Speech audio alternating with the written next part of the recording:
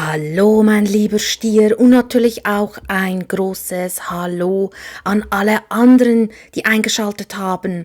Lieber Stier, ich hoffe, euch geht es allen gut. Wir schauen uns heute deinen Mai 2025 an. Was kommt auf dich zu? Was für Herausforderungen könnten dir begegnen? Und was ist allgemein noch wichtig für dich zu wissen? Lieber Stier, wie immer, denk daran, das ist eine allgemeine Legung. Das heißt, nicht jede Botschaft wird wahrscheinlich für dich sein, ist auch völlig in Ordnung. Nimm bitte nur das an, was zu dir gehört, und biege nichts zurecht. Ja, lieber Stier, dann würde ich sagen, starten wir doch. Alle Informationen zu den Karten, die ich jeweils verwende, findest du unten in der Infobox. Lieber Stier, dein Mai 2025, was ist wichtig für dich zu wissen? Wo darfst du hinschauen? Was solltest du hören? Lieber Stier, wir haben die Liebe zählt und bleibe dir selber treu.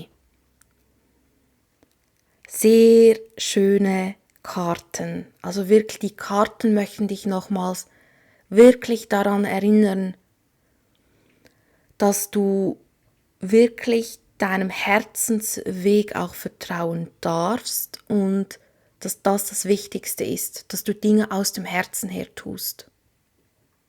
Bleib dir treu. Verbiege dich nicht. Es kann sein, dass vielleicht eine Situation kommt, die dich etwas verunsichert.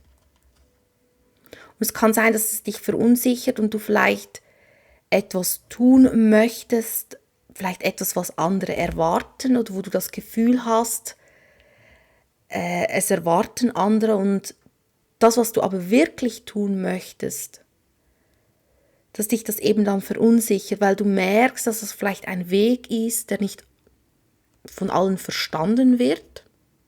Und es ist umso wichtiger, dass du jetzt im Mai wirklich darauf Acht gibst, dass du dir treu bleibst, weil es könnten eventuell Prüfungen kommen. Pluto ist ja jetzt auch rückläufig zur Zeit.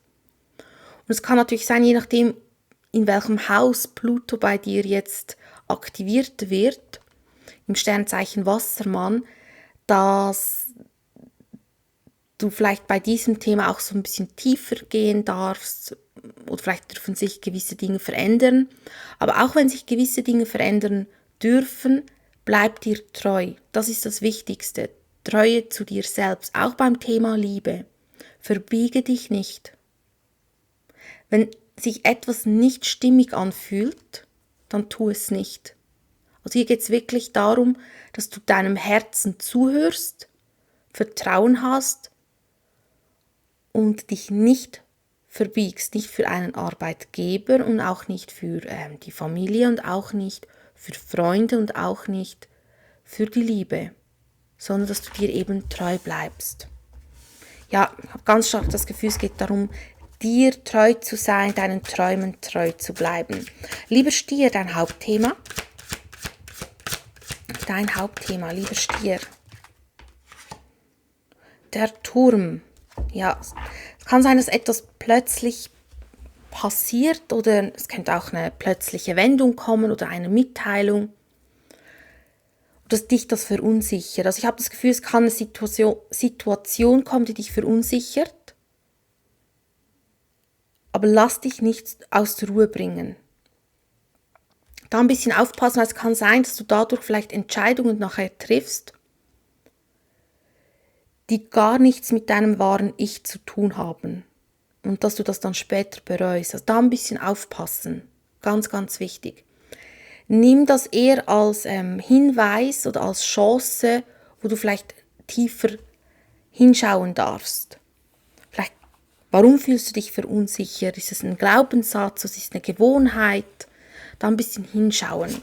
Also hier etwas, was du vielleicht nicht kommen siehst. Ja, könnte ganz schnell kommen. Könnte auch etwas mit dem Beruf zu tun haben. Schauen wir mal. Der Turm. Ja, es könnte sein, dass sich auch etwas verzögert, finanziell gesehen, dass sich vielleicht etwas verzögert oder dass du vielleicht einen Bescheid bekommst, der nicht so ist, wie du es erhofft hast. Es könnte auch um Unterhaltszahlung gehen, muss aber nicht. ich habe das Gefühl, hier zeigt sich ein Ungleichgewicht. Vielleicht eben bezüglich das, was du gibst und das, was du bekommst. Das kann sein, dass du vielleicht bei der Arbeit wurde dir vielleicht etwas versprochen und jetzt bekommst du eine Mitteilung, die vielleicht nicht ganz so ist, wie es dir ursprünglich versprochen wurde. Also hier könnte es irgendein Ungleichgewicht kommen. Und das könnte dich eben überraschen. Was ist denn die größte Herausforderung? Was ist die allergrößte Herausforderung, lieber Stier?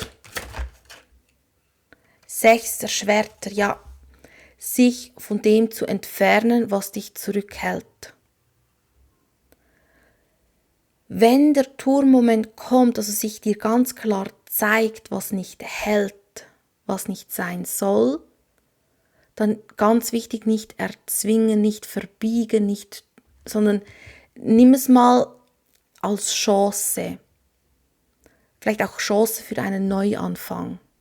Oder Chance für, dass du Dinge jetzt vielleicht authentischer kreieren kannst, zum Beispiel. Ich sehe, dass es dir ein bisschen schwierig fällt, eben eine Art Schwere loszulassen oder zurückzulassen.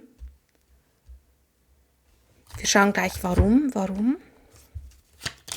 Es kann auch sein, dass du Mühe hast, um Unterstützung zu fragen, Unterstützung anzunehmen. Also nimm Unterstützung an, unbedingt, wenn du merkst, dass du das eigentlich brauchst. Ja, ich sehe, dass du das Gefühl hast, dass vielleicht noch nicht oder dass vielleicht noch mehr Informationen kommen oder dass du wie noch mehr Informationen brauchst, bevor du wirklich weiterziehen kannst. Das Warten nach Informationen oder das Suchen nach Informationen, da ein bisschen aufpassen, dass du dich nicht verlierst. Oder es ist wie, wenn du jetzt in einer Verbindung bist und da sind alle Ampeln auf Rot, und du wartest auf die eine Ampel, die doch noch grün wird, aber alle anderen Ampeln sind rot, dann akzeptiere es, dass alle Ampeln auf Rot sind. Da ein bisschen schauen, dass du dich nicht im Warten oder in der Suche verlierst. Schauen wir mal, was kommt sonst noch auf dich zu, lieber Stier. Justice, ja, wieder das Thema Gleichgewicht. 9 der Kelche, oha. 2 der Stäbe, es könnten noch Entscheidungen kommen und 8 der Münzen. Also ich sehe, dass hier eine Art Entscheidung überbracht wird oder vielleicht wirst du gezwungen, eine Entscheidung zu treffen, weil hier zeigt sich eben durch diesen Turmmoment eine Art Ungleichgewicht in deinem Leben. Irgendetwas passt noch nicht. Entweder ist wie etwas zu viel oder es ist am falschen Platz oder es wird nicht so umgesetzt, wie es eigentlich sein soll, was auch immer dein Thema ist. Es könnte auch um das Thema Trennung gehen, nicht bei allen, oder um das Thema Kündigung. Ich sehe einfach, dass hier eine Entscheidung kommt und auch kommen muss, damit du einem Wunsch überhaupt näher kommst. Damit ein Wunsch Platz hat. Also hier muss eine Entscheidung kommen. Es kann auch dein Gegenüber betreffen. Irgendetwas, was dir eben dieses krasse Ungleichgewicht bringt. Schauen wir mal, warum Justice? Ja, der Teufel. Da ist irgendetwas, was dich eher zurückhält. Es könnte auch eine Gewohnheit sein oder eine Art Verbissenheit, die jetzt aufhören muss fast schon, damit du eben zu 9 der Kelche kommst. Also sich hier irgend von einer Art Kette lösen. Ganz, ganz stark. Und du wirst ganz klar erkennen, was eigentlich die Kette ist. Und eigentlich wirst du erkennen, was zu tun ist. Die Frage ist einfach, ob du es möchtest oder nicht. Oder ob du noch mehr warten möchtest. Ich habe das letzte Mal, als ich meine Mutter gesehen habe, habe ich sie gefragt, wenn sie zurückreisen könnte zu ihrem 10-jährigen Ich. Was würde sie ihrem 10-jährigen Ich als Rat geben? Und sie hat gesagt, was sie ihrem jüngeren Ich sagen würde, ist, hör auf zu warten. Weil sie hat gesagt, sie hat mir erzählt, sie hat so viel in ihrem Leben gewartet. Sie hat gewartet, dass der Arbeitgeber sich plötzlich ändert, dass sich Situationen plötzlich verändern. Sie hat immer gewartet und gewartet und gewartet und weißt du, was passiert ist? Genau nichts, das Leben ist an ihr vorbeigezogen. Und sie hat gesagt, sie würde das nie mehr machen, das ewige Warten. Warten und hoffen, dass automatisch sich Menschen ändern, dass sich Situationen verändern, anstatt einfach aufzustehen und selbst die Veränderung zu sein. Ich fand das noch spannend, dass meine Mutter ist 69 Jahre alt und sie hat mir noch andere Dinge gesagt, aber das war der erste Punkt, den sie mir genannt hatte. Schauen wir mal, warum 9. Kelch kam mir jetzt einfach so spontan in den Sinn. Also da ein bisschen aufpassen, dass du dich nicht im Warten verlierst. Königin der Münzen, oha, und König der Münzen, hier kommt ein Match. Also falls du das Thema Liebe hast, kann sein, dass hier eine Art Seelenverbindung ist, aber es ist wie noch eine Art Ungleichgewicht. Ich weiß nicht, ob das vielleicht eine Drittperson ist oder vielleicht auch ein Thema, vielleicht Beruf oder Finanzen, aber es scheint wie eine Art ja, es hört sich vielleicht ein bisschen doof an, wenn ich so sage, also es fühlt sich an wie im Weg. Und es ist aber nur im Weg, weil du es zulässt, oder? Oder dein Gegenüber es zulässt, weil man keine Entscheidung treffen möchte. Und hier geht es darum, eine Entscheidung zu treffen, sich von diesem Ungleichgewicht, was auch immer das ist, das kann auch ein Thema sein, oder? Ein Thema kann uns manchmal so stark prägen, wie Existenzängste.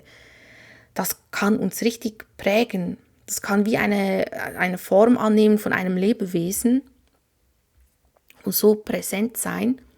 Und hier geht es einfach darum, sich von etwas zu lösen, was einem eben daran hindert, diese Seelenverbindung einzugehen, sich dort zu entfalten. Falls du das Thema Liebe hast, falls du nicht das Thema Liebe hast, sehe ich hier generell um das Thema Balance und Resonanz, dass sich Dinge fügen. Beruflich gesehen braucht es aber eben eine Entscheidung. Ich sehe auch, dass diese Entscheidung dir unglaublich hilft, auch Kraft zu schöpfen, um an etwas zu arbeiten, vielleicht an eigenen Projekten. Vielleicht erkennst du, dass dein Arbeitgeber, ja, dass du dort nicht weiterkommst und dass es vielleicht Zeit ist, weiterzuziehen oder vielleicht auch dein eigenes Ding zu machen. Vor allem hier mit König der Stäbe und Königin der Stäbe haben wir schon wieder ein Match.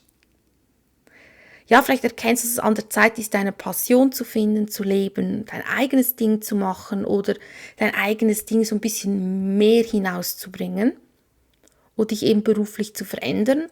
Und ich sehe, dass du die Kraft bekommst, wenn du wirklich diese Entscheidung jetzt triffst und danach natürlich auch lebst. Also nicht nur bla bla, sondern auch handeln, oder? Reden können wir noch schnell, umsetzen, das ist das große Ding.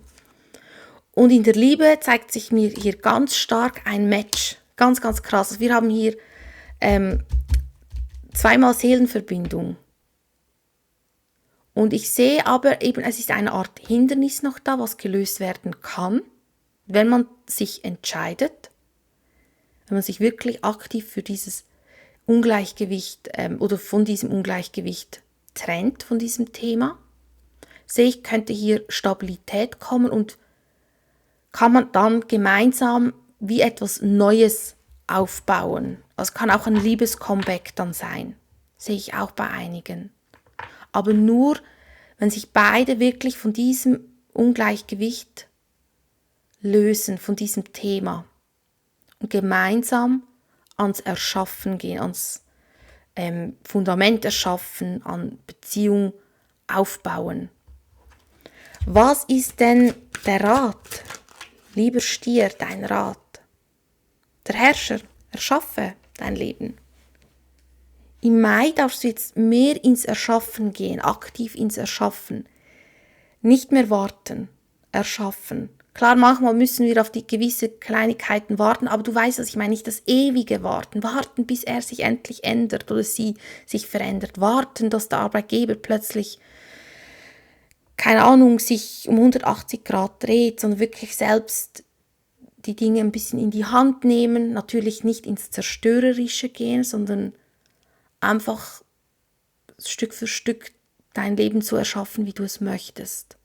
Oder wenn du in einer Verbindung bist, dass ihr das gemeinsam macht, gemeinsam jetzt euer Leben in die Hand nimmt und gemeinsam an euren Träumen arbeitet. Also es ist wirklich diese Energie von Erschaffen.